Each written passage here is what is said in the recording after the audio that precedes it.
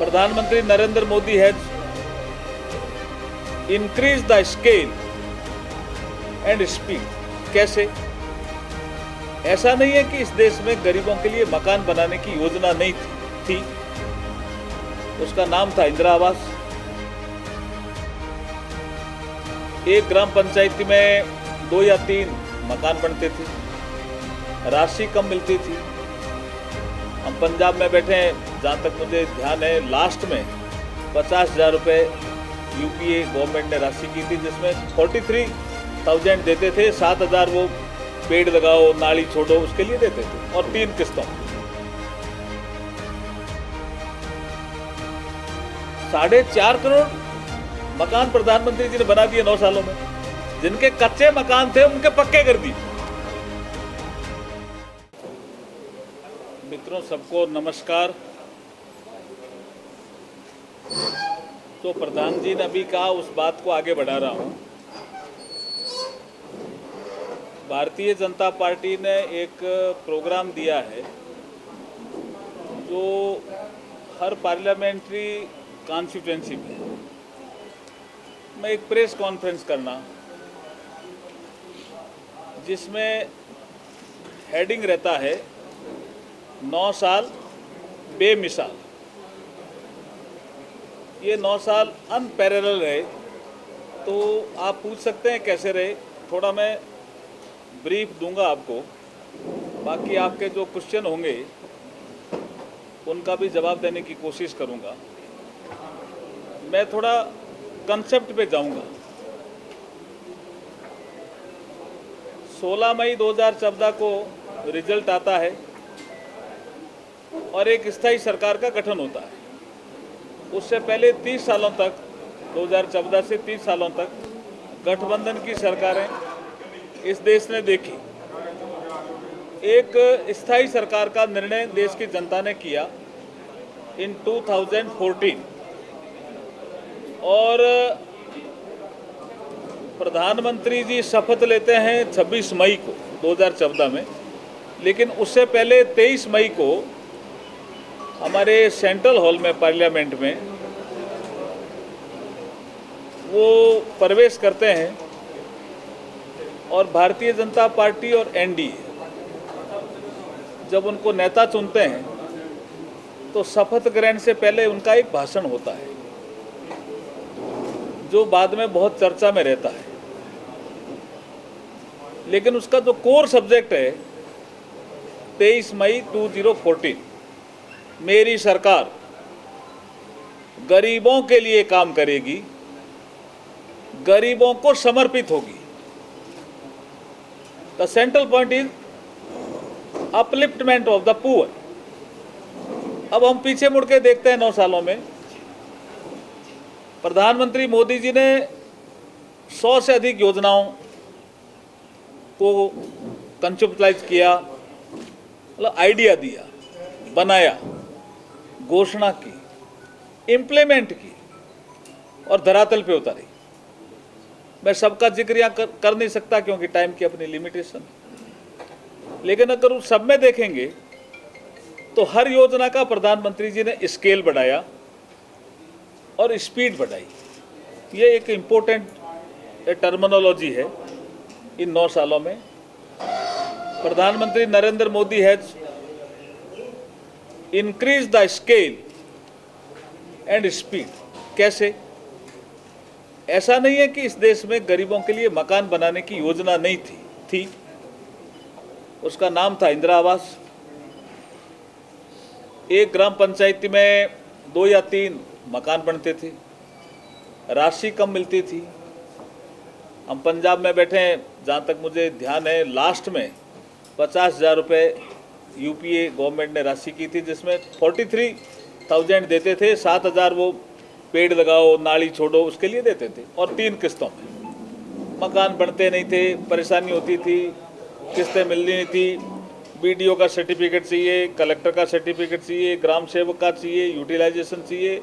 ये एक प्रॉब्लम थी। मकान बनाने की योजना थी लेकिन प्रॉब्लम थी। 14 के बाद क्या हुआ? प्रधानमंत्री आवास आया, जो कहाँ 50,000 मिलते, 43,000 थे, और सीधे कर दिए 1.5 लाख, सीधा स्केल। अब इसमें स्पीड कैसे बढ़ी? इन 9 सालों में प्रधानमंत्री नरेंद्र मोदी जी ने टेक्नोलॉजिकल इंटरवेंशन किया at the part of implementation. कैसे किया? पहले utilisation certificate through government machinery processing के थ्रू जाता था। प्रधानमंत्री मोदी जी ने एक टेक्नोलॉजी यूज की जिसका नाम है जियो टैग। आपका मकान बन रहा है, आप फोटो खींच करके भेज दीजिए, सेंट्रल प्रोसेसिंग यूनिट में आपका प्रोसेस हो जाएगा। आपके 2 कमरे दिख रहे हैं, बरामदा दिख रहा है, रसोई दिख रही है, तो आपका पैसा सीधा खाते में चला जाएगा। तो राशि भी तुरंत मिलने लग गई, मकान भी तेजी से बने।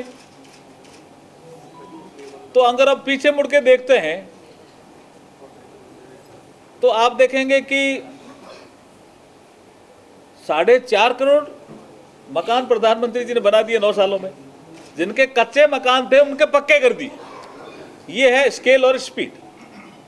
अब आप कहेंगे ऐसी और भी कोई योजना है क्या? एक योजना का और उदाहरण दे देता हूं। ऐसा नहीं है कि टॉयलेट पहले बनते नहीं थे। 2014 से पहले मींस 2014 से पहले भी टॉयलेट बनते थे। उसका नाम था निर्मल ग्राम योजना। आपने सबने सुनी भी होगी, देखी भी होगी। ओपन डेफिकेशन फ्री गांव होना चाहिए, कोई गांव हो गया तो हम अवार्ड देंगे, वो था निर्मल ग्राम। जैसे ही प्रधानमंत्री जी ने कहा लाल किले की प्राचीर से और एक टारगेट दिया देश को 10 करोड़ टॉयलेट बनाने का, तो मैं उस समय भारतीय जनता पार्टी की ओर से लोकसभा में चीफ व्हिप था। तो मेरा एक काम होता था फ्लोर मैनेजमेंट का। तो मैं फ्लोर मैनेजमेंट करने के लिए अपोजिशन बेंचेज में गया। तो उनमें से एक बहुत ही वरिष्ठ कांग्रेस के मंत्री ने कहा कि यार ये कोई 10 करोड़ टॉयलेट बनाने के टारगेट पूरे होते हैं क्या? ये इम्पॉसिबल है, मैं लिख के देता हूँ बोला, अगर कोई बना ले तो। मैंने कहा भी ऐसा क्यों आप चैलेंज कर रहे हो? बोला हमने भी सरकारें चलाई है, मशीनरी देखी है, बजट होना, बजट जाना, बनना, ओपन डेफिकेशन फ्री कर दोगे और इतने टॉयलेट बना दोगे। तो जब हम पीछे मुड़ के देखते हैं, मैंने उनसे एक प्रश्न किया तो आप कितने बनाते थे? बोला यार मुझे एग्जैक्ट डेटा ध्यान नहीं है, लेकिन मैं कह सकता हूँ 50 लाख, 60 लाख, 70 लाख ऐसे टॉयलेट हम बनाते थे। आप यार 1 करोड़ का टारगेट रख लो, समझ में आता है। ये 10 करोड़ कोई पूरे होते हैं क्या? जब हम पीछे मुड़ के देखते हैं तो प्रधानमंत्री जी की सोच थी स्केल भी बढ़ाओ, स्पीड भी बढ़ाओ। तो इन 9 सालों में इस देश में 11.5 करोड़ टॉयलेट बन गया और अधिकतर ओपन डेफिकेशन फ्री सिस्टम हो गया। ये 9 साल बेमिसाल इसलिए कह रहे हैं। हम बहुत सी योजनाएं गिना सकते हैं, लेकिन इतना हमारे पास समय नहीं है। लेकिन फिर मैं कहता हूँ, कोई योजना हो, कोई सुरक्षा का बिंदु हो, कोई आंतरिक सुरक्षा हो, चाहे बाह्य सुरक्षा हो, चाहे देश को मान और सम्मान दिलाने का विषय हो, चाहे कोई भारतीय नागरिक किसी देश में फंस गया हो उसको वापस लाने का विषय हो, चाहे किसी देश में संकट आया हो उस देश में भारत को रिलीफ देने का विषय हो, सैकड़ों ऐसे उदाहरण हैं जो दिए जा सकते हैं, जो आपके भी ध्यान में है।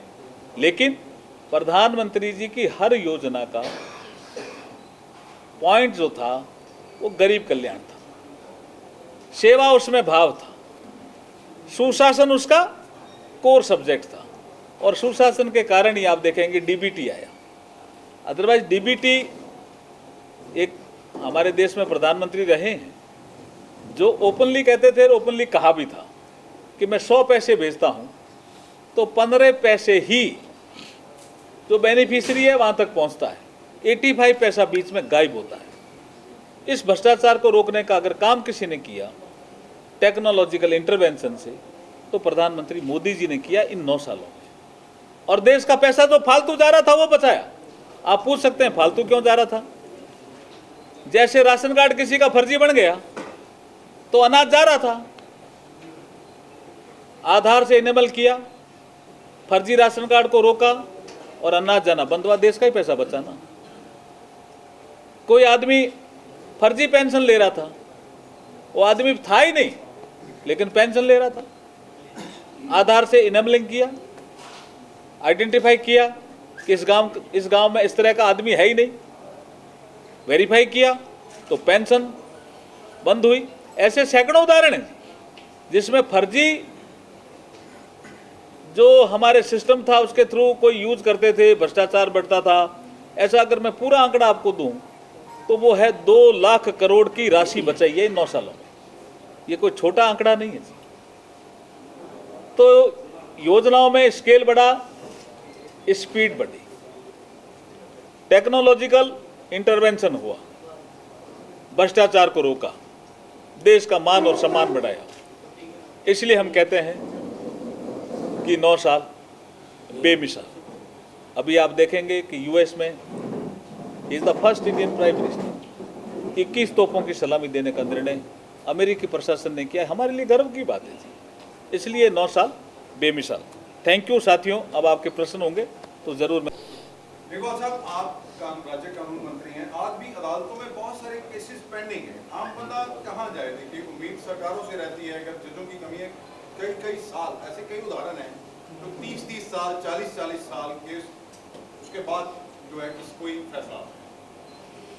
देखिए, जजों की संख्या भी नरेंद्र मोदी जी ने इन 9 सालों में बढ़ाई है। डेटा भी दे सकता हूँ, चूंकि विषय सेंसिटिव है, लेकिन एक चीज़ आपको बता देता हूँ। इसमें जो हमने काम किया है उससे हमारी प्रायोरिटी भी है, जो आपने कहा बिल्कुल ठीक कहा, कि जो पेंडिंग केसेज हैं उनका निस्तारण जल्दी होना चाहिए जिससे आम नागरिक को न्याय मिले। अब इसमें 2-3 चीज़ें हम कर रहे हैं। एक तो एडीआर का सिस्टम हम लागू कर रहे हैं, अल्टरनेट डिस्प्यूट रेजोल्यूशन मैकेनिज्म।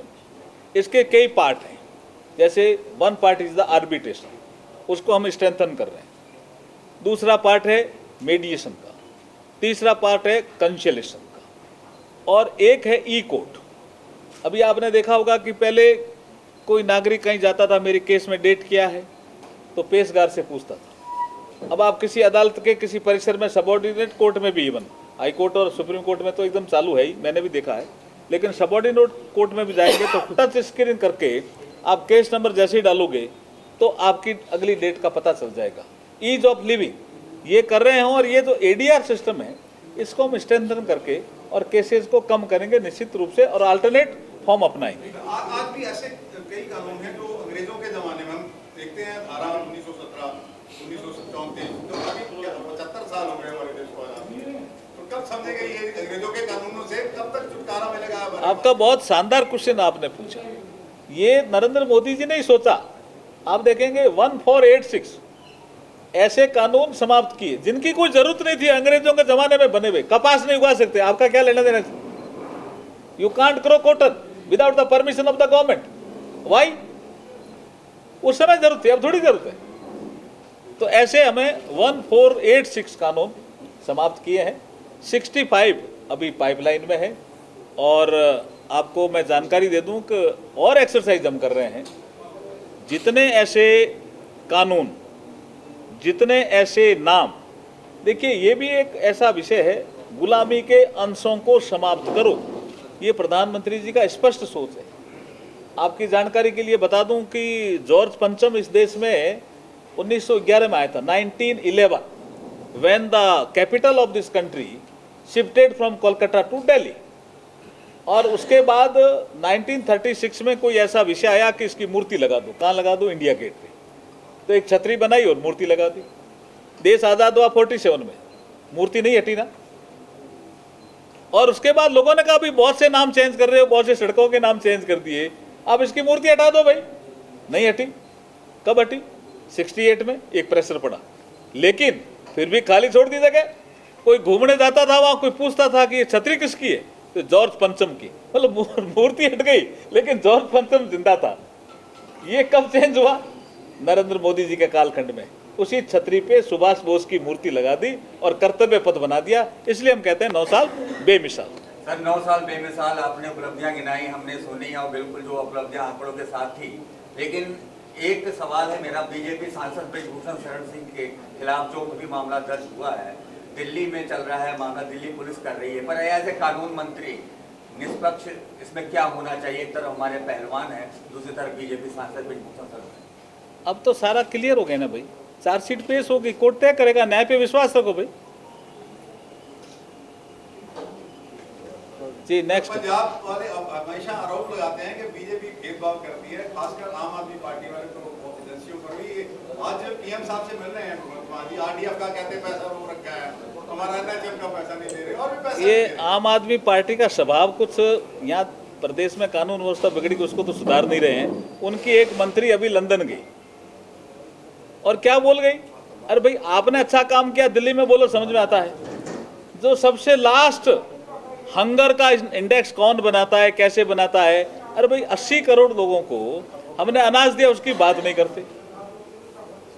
तो देश को बदनाम करने का उनकी आदत पड़ गई है, लेकिन जनता अब सब समझती है जी। सर ये हमेशा आरोप लगाते हैं जी, ऑपरेशन लोटस जहां बीजेपी, पंजाब में भी आरोप लगाया कि 25-25 करोड़ रुपए। और अब क्या हुआ, अब क्या हुआ, कर रहे हैं क्या? ऐसे झूठे आरोप लगाते रहते हैं और झूठे वादों पे सरकार पे आ जाते हैं। प्रताप सिंह बाजवा ने भी उठाया है इल्जाम कि अभी तक कोई कार्रवाई हो नहीं रही ऑपरेशन लोटस के साथ, आपका क्या कहना है सर? नहीं, क्या प्रताप सिंह बाजवा तो कांग्रेस में, उन्होंने बोला कि पिछले साल की एफआईआर दर्ज हुई है ऑपरेशन लोटस के तहत, अभी तक कोई कार्रवाई नहीं है।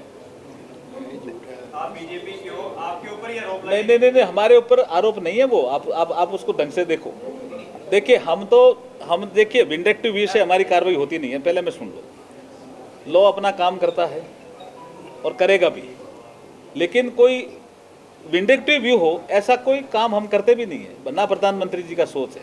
सर आखिरी सवाल, दिल्ली और पंजाब दो राज्य जहां आम आदमी पार्टी है, इनकी राज्यपाल के साथ क्यों बिगड़ती है ज्यादातर? दिल्ली में भी, क्योंकि पंजाब में भी। इनका सोच सुशासन का है ही नहीं ना, इनका सोच ही अलग है। अब जैसे ऐसे वादे कर दो जो पूरे भी नहीं हो, प्रदेश की आर्थिक स्थिति बिगड़ जाए तो भी इनको कोई इसका असर नहीं पड़ता। इनको तो वोट बैंक और उसके बाद शासन माना, वो देश हित में नहीं है, राज्य हित में भी नहीं है, पंजाब के हित में भी नहीं है। यूनिफॉर्म सिविल कोड की बात हो रही है, ये अभी से थोड़ी हो रही है। जब कॉन्स्टिट्यूंट असेंबली में डिबेट हुई थी ना, तब भी ये विषय चर्चा में आया था। बाबा साहब डॉक्टर अम्बेडकर साहब ने स्पष्ट कहा था कि हमें दूसरे देश जो हमारे बाद जो आज़ाद होंगे उनको भी हमें रास्ता दिखाना है। तो कुछ राज्यों ने इसमें काम किया, आपने देखा गोवा में यूनिफॉर्म सिविल कोड है, आपका उत्तराखंड अपने तेजी से काम कर रहा है, और अभी लॉ कमीशन की रिपोर्ट आई है और लॉ कमीशन ऑफ इंडिया की रिपोर्ट को पब्लिक डोमेन में डाला है। आप भी अपने सुझाव दीजिए। थैंक यू जी, बहुत बहुत धन्यवाद।